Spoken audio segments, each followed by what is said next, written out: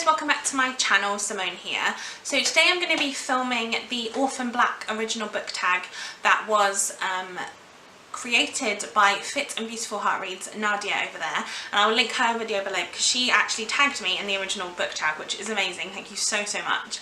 I've never seen Orphan Black, which I realise is really bad, and I know lots of people love it, so I need to watch it, but she said that I don't have to have watched it in order to do the tag, so hopefully I can still answer the questions, and I'll try and put pictures up of the people that it's based on, even though I don't know who these people are. So yeah. So yeah, let's get started. So the first question is for Beth. Again, I don't know who these people are, but I'm sure you'll know. And the question is, a character whose plotline ended way too soon. And I'm actually going to go for a Harry Potter reference in the first question. There's a surprise. I'm going to say Sirius Black. Spoiler if you haven't watched or read any of these, because I don't want to spoil this for you. But I was so sad that Sirius Black was killed off in book 5. I wanted him and Harry to have a long relationship and be able to kind of do all the things that they wanted to do, and I was so sad that that was cut so short, because I felt really bad for Sirius and for Harry. They both didn't get what they wanted, and that's just really sad to me. So yeah, I definitely think Sirius. Question 2 is for Sarah Manning, and this question, sorry, my questions are down there, so that's why I'm looking down when I ask the question, but I will look back at you when I answer. And the question for this is a rebellious character who was destined to save them all. And I'm actually going to go for Magnus Bane in the Shadowhunters series. I haven't read all of these books. I still have one left to read in the Mortal Instrument series, but I think Magnus Bane, he's quite rebellious. He kind of does his own thing, and he isn't really under anyone's rule. Like, he's very much open to kind of anything, and he kind of will do whatever he wants to do, but mainly I guess because of his love for Alec, but also just because he wants to help, and he kind of gets them out of a lot of tricky, sticky situations, and I think that's amazing, and I love him. So Magnus Bane is the answer to this one. Question 3 is ALLISON HENDRIX, and this is the football/soccer mum, a character with an addiction, yet keeping it all together. And for this one, I'm going to go with Tyrion Lannister from Game of Thrones. He, as far as I know, has kind of an alcohol thing, like a dependency. I don't really know exactly, but he seems to really be going for it, and I love his character. He's literally my favourite Game of Thrones character ever. I've never seen the TV series, but I have read the first book in the series, and he is very much likes a tipple. So I don't know if he's an addict as such, but he's definitely somebody who likes alcohol and uses it quite frequent. Question number 4 is COSIMA, and there are 3 kind of mini questions to this. I think that's how it's going to work. So the first one is a badass genius, and 100% I'm going to go with Hermione from Harry Potter. She is a genius, and she is not afraid to stand up for herself. She isn't afraid to be smart either. That's the thing I think about her. Like, she's smart, and she will be smart. Like, she will not be dumbed down because people keep telling her that she's too smart or anything like that. So I think that's amazing, and she really inspires me in that way. So that's that one. Part 2 is a genius with a handicap, and I'm going to go with Will, I can't remember his surname, from Me Before You by Jojo Moyes. Now, he might not be your stereotypical genius, but he is quadriplegic. He is unable to move from the neck down, and he's a very smart man. He used to be a businessman. He has a lot of kind of business smarts and street smarts, and obviously he struggles with the fact that he can't physically do the things that his brain is allowing him to do. And I feel like that's really important. It's an important thing to realise that we do really rely on our physical ability to be able to do the things that our brain is able to do as well, and it must be quite difficult, I think. But yeah, I love this book.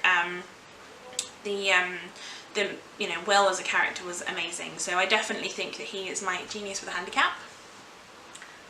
And then the third part is an LGBTQIA+ character who rocks, and I'm going to be a little bit kind of stereotypical here and go with Simon from Simon versus the Homo Sapiens Agenda. I love Simon. He's not kind of ashamed of his sexuality, he just is struggling to kind of decide or come out with it to his friends and family.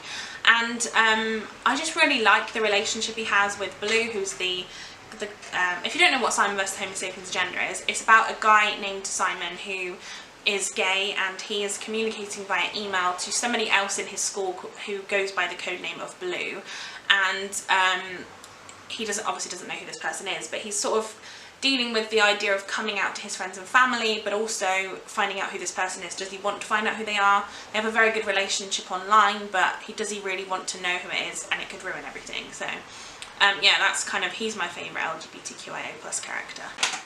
Question number 5 is Helena, and the first part of this is the evil yet funny twin, and I don't have an answer to this question. The only twins I could really think of off the top of my head, because like I said, I haven't prepared these answers, is Padma and Parvati Patil from,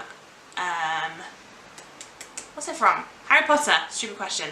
But I wouldn't say either one of them is particularly evil versus funny, so yeah, I don't have an answer to this one. Then the second part is a character that is wild yet lovable, and I'm actually going to go with Hagrid. I literally could answer Harry Potter answers to all of these, but for this one I'm going Hagrid, because when you see Hagrid, he might come across, in fact, if the first book, he comes across as this giant who's coming in to kind of like wreck the shack on the rock, and then he shows himself to be really lovable, and I love Hagrid. He's one of my favourite characters. And then the final part is a psychopath that we feel for, and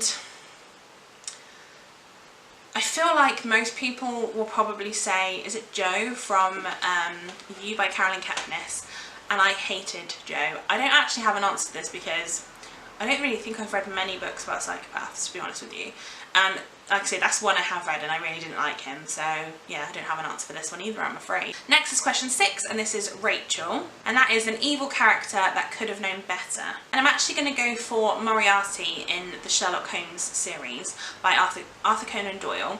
And I think this is because Moriarty is a very, very intelligent character and a very, very intelligent person, and he is able to kind of rival Sherlock Holmes in that way. But I feel like if he'd have put himself to good rather than evil, he could have been so much, he could have done so much. But because he decided to be evil, I feel like he should have known better. He could have gone on the other side and things would have been great, and they could have been best friends. It would have been amazing. So yeah, I'm going to say Moriarty. Question 7 is Felix. And this is an LGBTQIA+ character that is loved by everyone and would do anything for his or her family and friends. And the second part of this is actually a character who loves the arts. Now I'm going to put these together because I have an answer for both, and I don't remember the name. No. And is it Noah? I think the name's Noah from The Sun Is Also a Star by Jandy Nelson. I think that's the right book. I read this a long time ago, so I can't fully remember. But as far as I remember, Noah was a big, he was enrolled in an arts class at his local school, I think. And he was really into art and things, and he was very, very good at it. So he's the kind of character that loves the arts. But he also was very much, I won't spoil it because if you haven't read it, you won't really know. But he would do anything for his family and friends, including covering things up. So again, I'm not going to go into it too much further, but I really did like that book, and I liked the character of Noah. Then I have question 8, which is Art, a character who is a true friend and would risk everything for that friendship. And I'm going to go for something a little bit different here, and that is going to be Charlotte's Web by E.B. White, which is about a pig named Wilbur and a spider named Charlotte, who are best friends, and they literally risk everything for each other because, you know, potentially Wilbur and Charlotte could both be killed by the humans around them, and they help each other out in lots of different ways. And I love the friendship. I know it's animals, which is a bit of a weird answer to the question, but for me they are like the goals friendship. Question number 9 is Kyra, or possibly Kira, I'm not sure how it's pronounced, and that is a character who is truly unique to you. And for this one, I'm actually going to go for Jean Valjean from Les Miserables, who is one of my favourite fictional characters. Jean Valjean is a convict, or an ex-convict should I say, who was sentenced to 19 years in prison for stealing a loaf of bread because he was hungry, and he has gone from being that to being the mayor of this town, and he's very much into helping people. And him as a character, like, there is such a big character development by Victor Hugo, and I just think that his character is incredible. He does so many, he's gone from convict to mayor, like, it's amazing his kind of transformation, and I feel like he's using his newfound power to help the people that he was one time, a long time ago. And I think he's an amazing character and definitely a unique one that I don't see very often. Question number 10 is S or Mr. S, or S and Mr. S, I'm not sure. And this is a lioness of a mother. And I'm going to go for a kind of a controversial one, and this is Mrs. Bennet in Pride and Prejudice by Jane Austen. And although I'm not the biggest fan of Mrs. Bennet, I feel like she does have her daughter's best interests at heart. Basically, Mrs. Bennet is Elizabeth's mother, Elizabeth Bennet being the main character of Pride and Prejudice, and she also has 4 other sisters, and basically it is Mrs. Bennet's sole ambition to marry them off to good, rich, respectable men and to make them happy in the future. And she goes about this in quite an awkward and strange way, but I do feel like she did have their best intentions at heart. The best interest, should I say. She had the best intentions, she really did. And although maybe she can be irritating, and I feel like she definitely overdoes it sometimes, I do think that the intentions were there.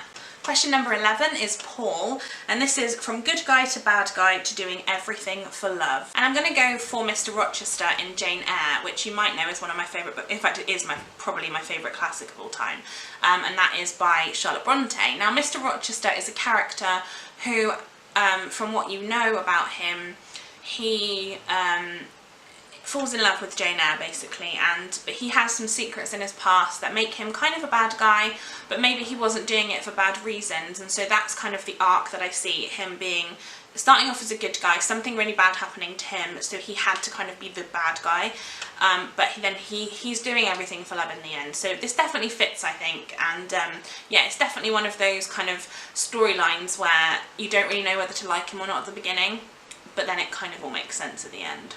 Question number 12 is Donnie, and this is a naive yet good character, the softie. And I'm actually going to go for Gale from the Hunger Games. Now, you'll all know that I love Gale from the Hunger Games. And I think that he was a bit naive in thinking that Katniss was going to go away to the Hunger Games and still kind of have the same views and things about everything. I won't go into it too much, I feel like I'm going to spoil it if I do, but I feel like Gale's a big softie. I feel like he just wants to like please everyone, and he's trying to be kind of helping his family and Katniss's family, and something about that just really just makes me want to kiss him. And yeah, I love Gale, and to me he is this question. And then the final character is number 13, Delphin, and this is a character who would have given up a loved one to save himself or herself. And I feel like there are lots of people who might possibly have done this, but I'm going to go with Celeste from the Selection series. I've read the first book in the Selection, so I don't know obviously other than that, but Celeste, I hate her, and I feel like to get the prince, she would 100% give up a member of her family quite easily. When I say save himself, I mean like to get into good graces and kind of be the new princess / queen or whatever. And yeah, no, I definitely think Celeste, and can't stand the woman. So that is the questions for the Orphan Black tag. Thank you so much, Nadia, for tagging me in this. So now I'm going to tag some people because why not? So I'm going to tag Leanne's Lit, Books Like Woe, Sprinkled Pages, and Paul Reads. So I hope that you will do this tag. I will hopefully be looking out for those videos. If you don't want to do it, of course don't, but it's just an invitation. And I hope that you like this video, guys. Let me know if there are any other tag videos that you want me to do. I'm always happy, I do love a tag. And I'll see you in my next video. Bye, guys!